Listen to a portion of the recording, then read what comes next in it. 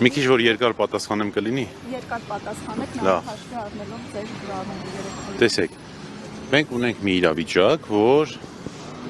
հանրային քրեական հետապնդում հարուցող դատախազը իր որոշման մեջ նկարագրել է մի գործողություն, որ իբր Արշակ Սրբազանը կատարել է այդ գործողությունը, որը թմրամիջոցների իրացման հետ ոչ մի առնչություն չունի։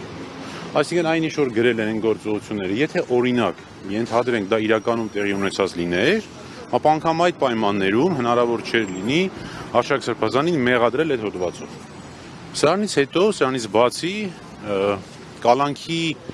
միջնորդությունը զարթուղի ճանապարհներով գնում հասնում է մեր կողմից շատ հարգված, շատ օբյեկտիվ դատավոր Մասիս Մելքոնյանին։ Մասիս Մելքոնյանը այս հանգամանքներում, երբ հիմնավոր կասկածը բացակայում է իմ նշված հանգամանքներից ելնի, իմ նշած հիմնավորումներով, այնուամենայնիվ կիրառում է 2 ամսյա կալանք։ 2 ամիսն անցնելուց հետո Շենգավիթի դատարանը հերթապահ էր, երբ որ արդեն կալանքի երկարացման միջնորդություն պիտի ներկայացվեր։ Միջնորդությունը ներկայացվում է Շենգավիթի դատարանի տեղեկություններով, այդ միջնորդությունը կրկին զարթուղի ճանապարհներով գնում հասնում է Մասիվի դատարան։ Հույս ունենալով, որ կհանդիպի մեր կողմից շատ սիրելի, շատ հարգված, շատ օբյեկտիվ դատավոր Մասիս Մելքոնյանին։ Բայց բախտները չի բերում, որովհետև Մասիս Մելքոնյանը պարզվում է Հայաստանում չի։ Այլ գտնվում է Ամերիկայի Միացյալ Նահանգներում։ Դրանից հետո այս միջնորդությունը նույն զարթուղի ճանապարհներով պատտվում է, գալիս է հասնում է կենտրոնի դատարան։ Կրկին մեր կողմից շատ ավելի սիրելի, շատ ավելի հարգված մեկ այլ դատավոր կարող եք ասելու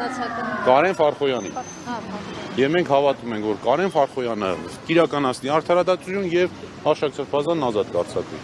Պարոն Բաբայան, մակագրում Հավատացիք, չէ՞։ ձեռքով է եղել Ֆարխոյանը։ Այո, ձեռքով է։ Երեք հատուկ ընտրել են, հա։ Եթե չեմ սխալվում 21 թվականին կամ 20 թվականին, եթե չեմ սխալվում, այս իշխանությունը փոփոխություն մտցրեց դատական օրենսգրքում, մասնավորապես որ կալանքների միջնորդությունների քննող դատավորներին նշանակվի ձեռքով եւ ոչ թե էլեկտրոնային համակարգով, բայց միևնույնն է այդ դեպքում էլ կա առանձին կարգավորում, որ նման դեպքում ընդհանրապես պիտի այբենական կարգով ընտրվի եւ ոչ թե կամայական ու մուզի։ Բայց մտավախություն ունեն, որ եթե իրենց սրտի դատավորները չլինեն, այլ որոշումներ կլինեն, դրա համար էլ Ես վստահ եմ դրանում։ Ես վստահ եմ, դուք կարող եք հիշել որևէ քաղաքական ենթատեքստ ունեցող գործ, որը օրինակ մակագրված լինի